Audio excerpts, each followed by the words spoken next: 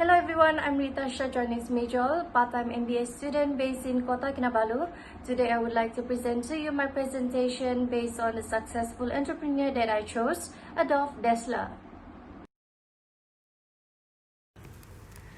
Moving on to the next slide, I would like to highlight the chapters that I will be presenting for the whole presentation. The chapters include the background, entrepreneurial mindset, innovation, entrepreneurial opportunity, pathway adopted to entrepreneurial venture, last but not least, the insightful and key takeaways from the entrepreneur.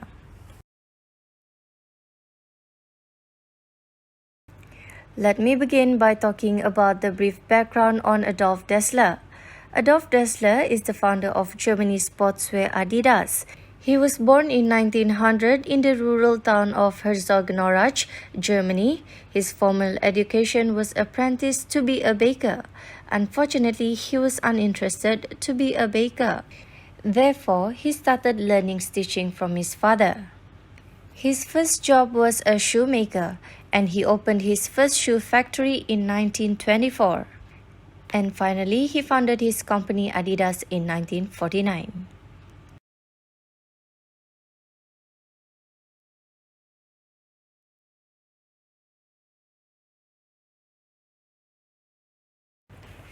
Adolf Dassler was not just an ordinary entrepreneur.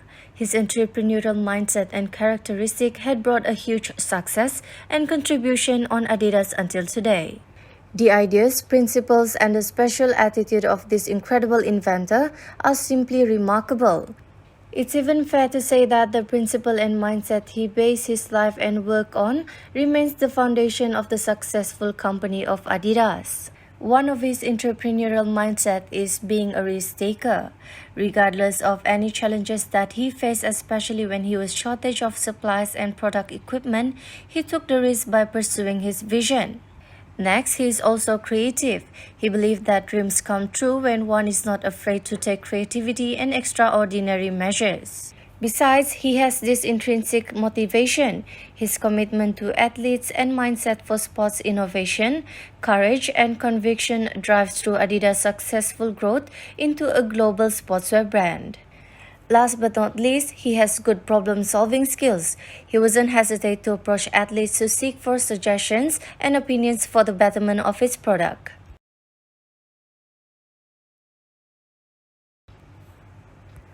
Adolf Dassler shoes have become iconic names in footwear history.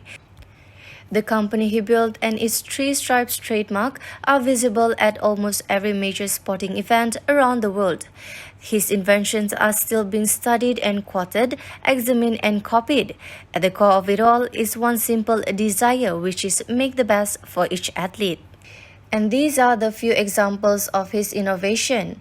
One of his innovation was the Adidas Boost, the innovative foam cushioning technology that is built around the concept of energy had changed the game of sneakers. Next is the Adidas Micro Pacer.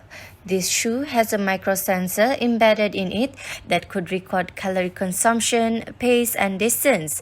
Adidas was the first company that introduced the first intelligent shoes with a micro sensor in 2004.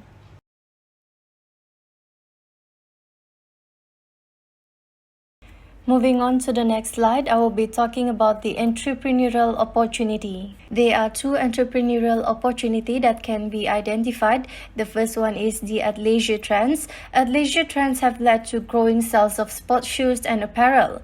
Not just men's segment, but sales in the women's segment have also increased. People are looking for sports shoes and apparel that are stylish. They like wearing them as casual fashion. Growing athleisure trends present a wonderful opportunity of growth for the sports and shoe brands.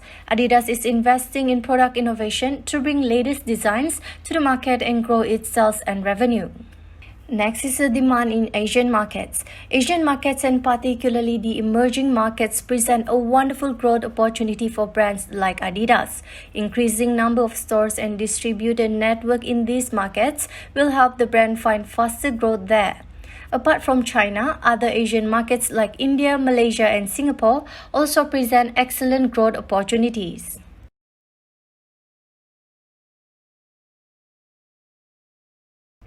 Now I will be talking on the pathway of Adolf Dassler to entrepreneur venture.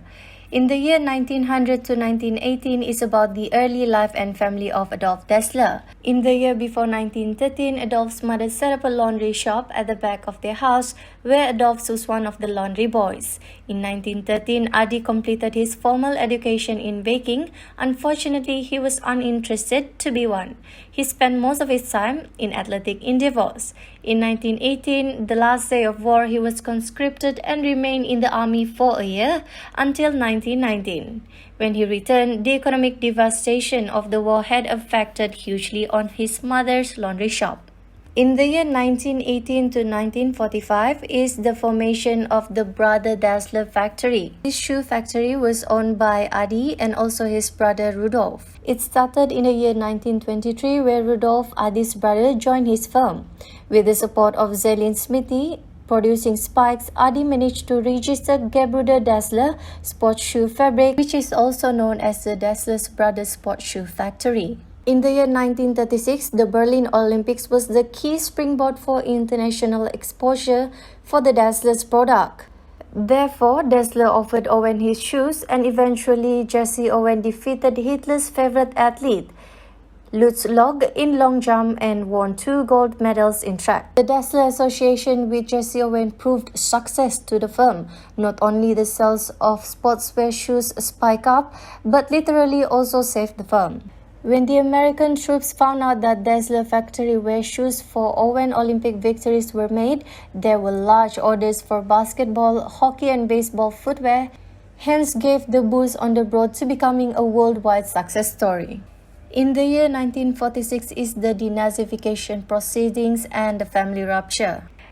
This is the period where rivalry happens between those two brothers, which is Adolf and Rudolf. In their separation, Adi retained the first factory and the family villa. As for the rest of the firm's assets, the two divided them one by one. Once the brothers divided their business, they never spoke again. In the year 1946 to 1947 is the founding of Adidas. After the war, the Dassler firm found itself with some of the same problems that it faced at the beginning, where a world war had decimated the German economy and the Dassler firm is in shortage of supplies. However, the American occupying authorities were interested in reviving economic activity, so they gave the firm active encouragement. Until a source of leather became available, Adolf made use of the rubber from fuel tanks and rafts and canvas from tents to make shoes. Adolf was thus able to produce shoes and save for the months in 1946. He was able to manage the business until the separation from his brother in 1948. During the negotiations to separate the firm, Rudolf and Adi allowed the employees to determine which resulting firm they would work for. Because Rudolf had mainly concerned himself with sales and administration, most of the sales staff opted to join Rudolf. The rest, including almost all the technicians and those involved in product development and production, remained with Adi. Meanwhile, Adi was concerned in designing a distinctive look for his shoes, at least partially so that it would be possible to show which athletes use his footwear.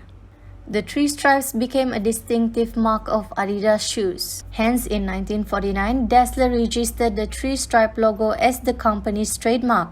As for the company's name, the plan was to use a contraction of Adolf's nickname and last name. But Adidas was rejected on the ground that it was used by a children's shoe manufacturer.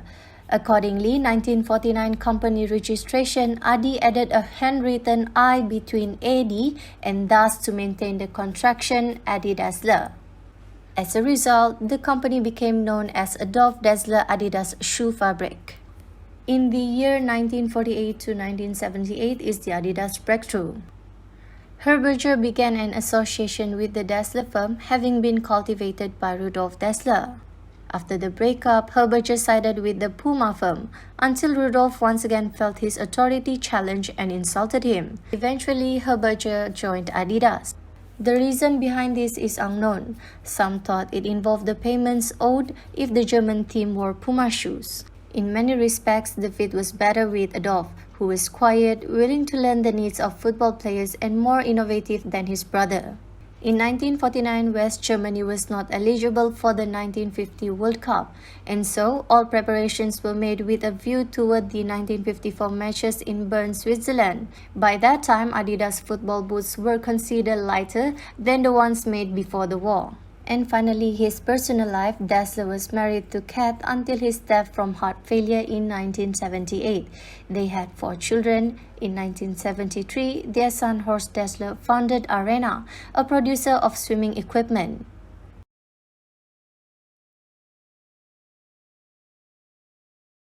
On this final slide, I will be talking on the insights and key takeaways that I learned from Adolf Dassler. First is to never give up. As one of his saying, a bad idea is always better than none at all. Only by trying can the wrong become right. Next is to be creative and a critical thinker. One of his quotes mentioned that think outside the box, only then will new ideas come to you. Finally is to be humble and open-minded. Learn from old, worn shoes and customer returns. That's all from me. Thank you for your attention.